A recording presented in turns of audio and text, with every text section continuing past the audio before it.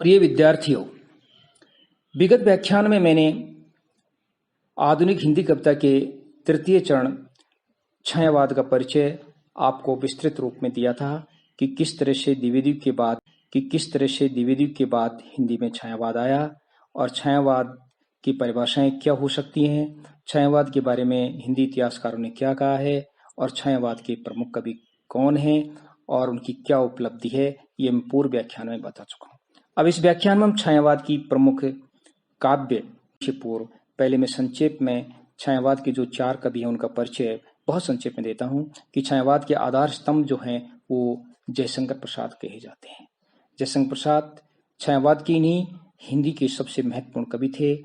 उन्होंने बहुत महत्वपूर्ण रचनाएं कामायनी, झरना, आंसू, महाराणा का महत्व आदि काव्य रचनाएं की। इसके अतिरिक्त वो एक बहुत बड़े नाटककार थे जिन्होंने 7 नाटक चंद्रगुप्त, स्कंदगुप्त, जनमेजय का नाग यज्ञ, कामना आदि 7 नाटक हिंदी को दिए। 3 उपन्यास कंकाल, तितली, इरावती उन्होंने लिखे। इसके अलावा बहुत सारी कहानियां भी उन्होंने हिंदी को दी। बहुत बड़े साहित्यकार जयशंकर प्रसाद और छायावाद के आधार स्तंभ कहे जाते हैं। और 1918 में इनका झरना जो काव्य संग्रह प्रकाशित हुआ था उसी से छायावाद की शुरुआत मानी जाती है।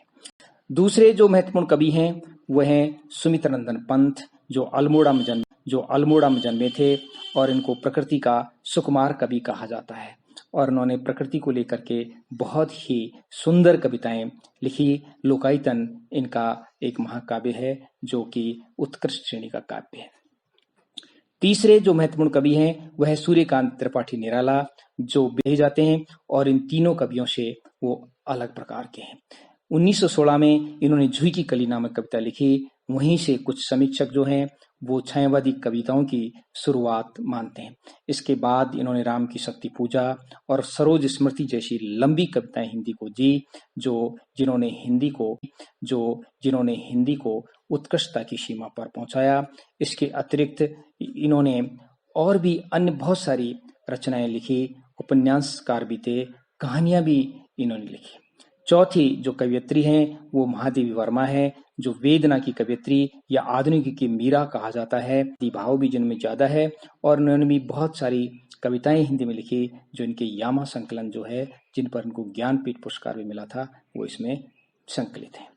अब हम आते हैं छायावाद कवियों की प्रमुख या छायावाद की जो काव्य प्रवृत्तियां उस पर आते हैं। यदि छायावाद के संपूर्ण साहित्य का जब हम अध्ययन करते हैं तो उनकी कुछ प्रवृत्तियां उभर कर सामने आती हैं जिनको हम उनका विभाजन एक अलग ढंग से करते हैं कि इनको 3 प्रकार के बिंदुओं में बांटा जा सकता है। पहली तो है विषयगत प्रवृत्तियां, दूसरी है विचारगत प्रवृत्तियां और तीसरी है शैलीगत प्रवृत्तियां। तो हम सबसे पहले विषयगत प्रवृत्तियां जो है छायावाद की उन पर हम विचार करेंगे कि छायावाद की विषयगत प्रवृत्तियों का जब हम मूल्यांकन करते हैं तो सबसे प्रमुख प्रवृत्ति जो विषय वस्तु को लेकर के आती है वह छायावाद जो है वो सौंदर्य और प्रेम का काव्य है। अर्थात सौंदर्य और प्रेम की व्यंजना जो है वो छायावाद की प्रमुख काव्य प्रवृत्ति है। चाहे वो जयशंकर प्रसाद हो, चाहे वो महादेवी वर्मा हो, चाहे वो सुमित्रानंदन पंत हो या सूर्यकांत त्रिपाठी निराला हो, इन्होंने की अभिव्यक्ति अपने काव्य में बहुत ही अच्छी की है। और इस प्रेम और सौंदर्य की अभिव्यंजना के जो पक्ष हैं, जो बिंदु हैं, उसको हम इस प्रकार से ले सकते हैं कि सर्वप्रथम तो है नारी सौंदर्य और प्रेम का चित्रण कि छायावादी काव्य में पहली बार इन कवियों ने नारी के सौंदर्य और प्रेम का सूक्ष्म चित्रण किया है। अश्लील चित्रण नहीं किया है। रीतिकाल में भी नारी का चित्रण हुआ है लेकिन वो नारी का अश्लील चित्रण था, लेकिन छायावादी कवियों ने नारी का बहुत उत्कृष्ट श्रेणी का सूक्ष्म चित्रण किया है कि नारी और प्रेम दोनों ही श्रृंगार रस के अंग हैं। इस बात को छायावादी कवियों ने ठीक ढंग से समझा और छायावादी कवियों ने नारी को प्रेयसी के रूप में चित्रित किया है जिसका हृदय जो है और यौवन जो है वो अत्यधिक उदार है, उसके विचार जो हैं बड़े विस्तृत हैं। कामायनी जिसकी रचना जयशंकर प्रसाद ने की जो एक उत्कृष्ट श्रेणी का महाकाव्य है। उस कामायनी की नायिका जो है, श्रद्धा जो है, कामायनी भी उसे कहते हैं और श्रद्धा भी उसका नाम है।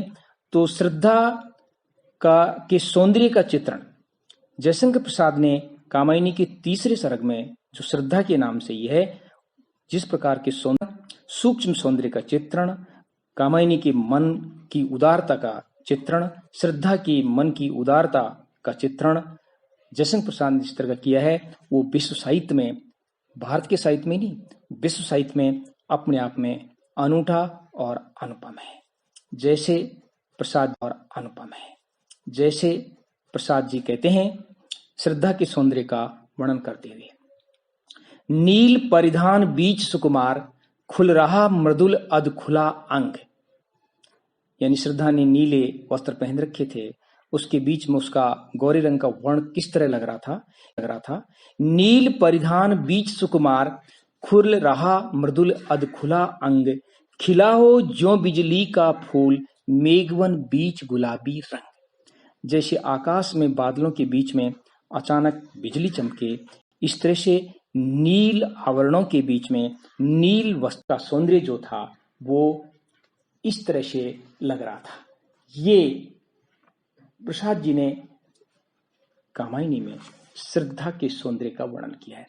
इसी तरह आगे वो कहते हैं कि गिर रहे थे घुंघराले बाल, अंश अवलंबित मुख के पास, नील घन सावक से सुकुमार, सुधा भरने को भिदु के पास। कि श्रद्धा के जो घुंघराले बाल थे उसके चेहरे के आसपास कंधे तक ऐसे लटक रहे थे मानो कोई छोटे छोटे बादल के टुकड़े चंद्रमा के पास सुधा भरने को आए हों। कितनी मार्मिक और कल्पना प्रसाद जी ने श्रद्धा के सौंदर्य वर्णन में की है। और फिर श्रद्धा की उस मुस्कुराहट का, उस मुस्कान का वर्णन करते हुए कवि आगे कहते हैं, और उस मुख पर वह मुस्कान, रक्त किसले पर ले विश्राम, अरुण की एक किरण अम्लान अधिक। और श्रद्धा जब मुस्कुराती है तो ऐसा लगता है मानो कोई पौधे की कीसले हो, नई कोपल हो, पत्ता हो और उस पर उदित होते हुए सूर्य का लाल प्रकाश पड़ रहा हो। इस तरह का दृश्य श्रद्धा जब मुस्कुराती है तो उसके होठों पर दिखाई देता है। इन उदाहरणों के माध्यम से हम कह सकते हैं कि छायावाद के जो कवि थे उन्होंने नारी सौंदर्य और उसके प्रेम का चित्रण, सौंदर्य का ही नहीं, उसके प्रेम का जो चित्रण है वो बहुत ही मार्मिक रूप में, दात रूप में उसका चित्रण किया है, जो पाठक को तुरंत प्रभावित करता है। ये हिंदी में अपने आप का अनूठा काव्य है। इसी तरह कि प्रेम के क्षेत्र में छायावादी कवि किसी भी प्रकार की रूढ़ी, मर्यादा और नियमबद्धता के विरुद्ध थे और खुलेपन को स्वीकार करते हैं। उन्होंने जाति, धर्म, किसी प्रकार के बंधन को नहीं माना। इस प्रकार का काव्य छायावादी कवियों ने लिखा।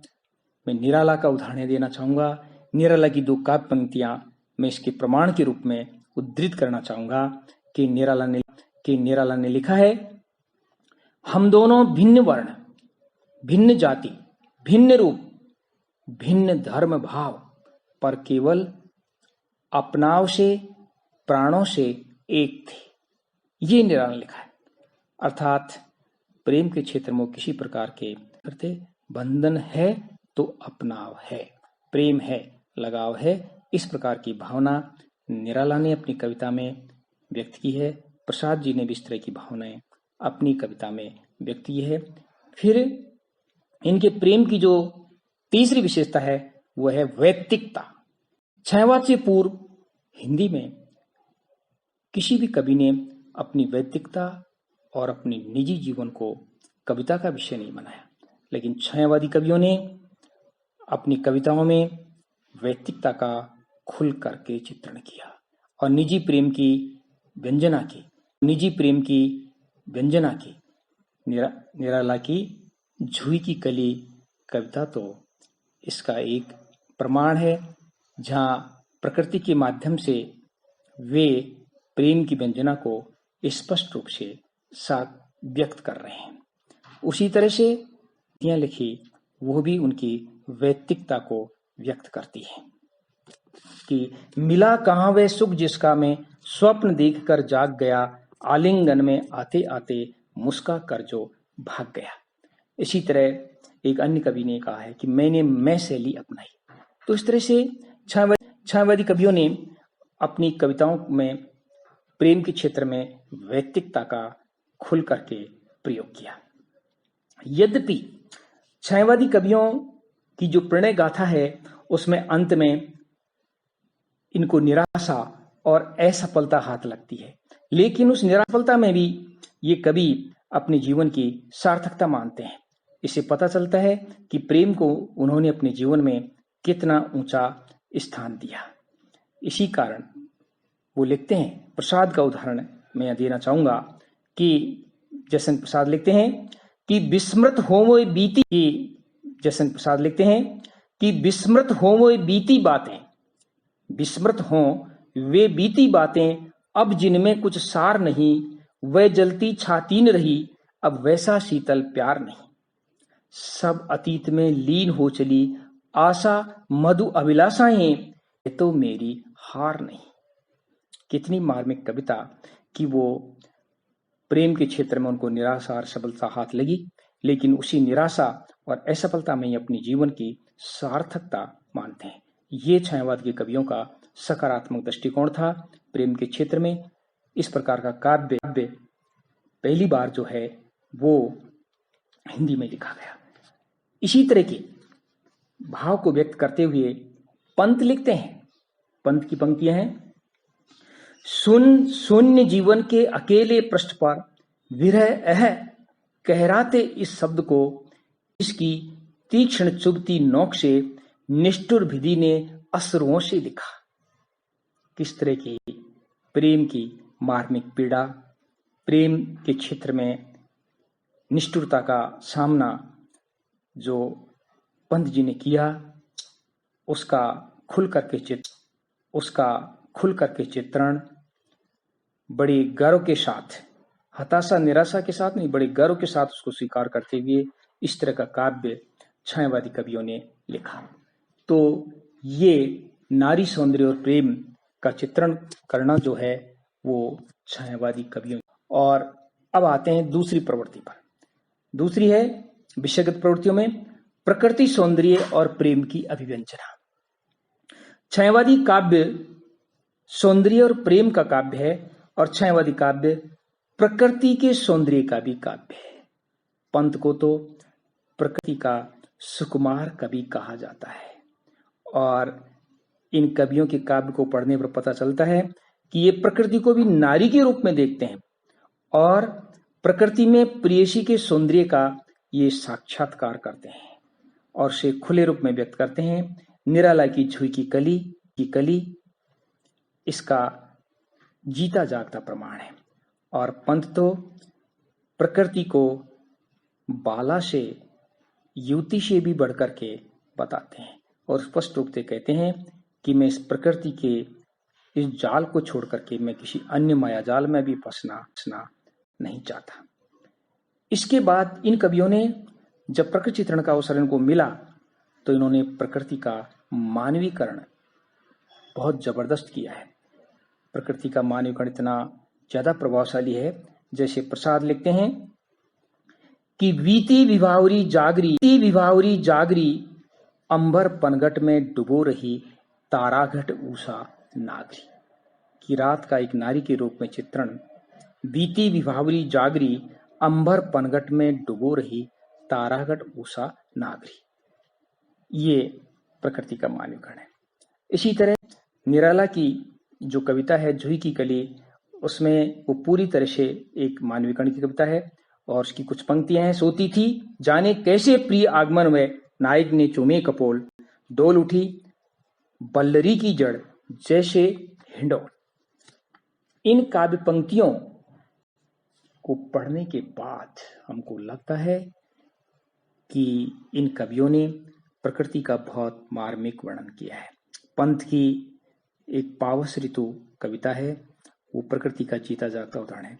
उसकी कुछ काव्य पंक्तियां मैं यहाँ उद्धृत करना चाहूंगा कि पावस ऋतुति वेश, पल पल परिवर्तित प्रकृति वेश, मेखलाकार पर्वत अपार, अपने सहस्त्र दृग सुमन पहाड़, अवलोक रहा था बार बार, नीचे जल में निज महाकार। ये पंत जी की कविता है। इसी तरह पंत जी, जिनको प्रकृति का सुकुमार कहा जाता है, उनकी एक नौका विहार कविता है, वो भी बहुत ही मार्मिक है और अंत में जाकर के वो दार्शनिक भी हो जाती है। वो कहते हैं, ज्यों ज्यों लगती है नाव पार, उर्मे आलोकित सत विचार, इस धाराशाही जग का क्रम। इस धाराशाही प्रकृति के माध्यम से पंत जी जो है अपनी दार्शनिकता को भी वो स्पष्ट करते हैं।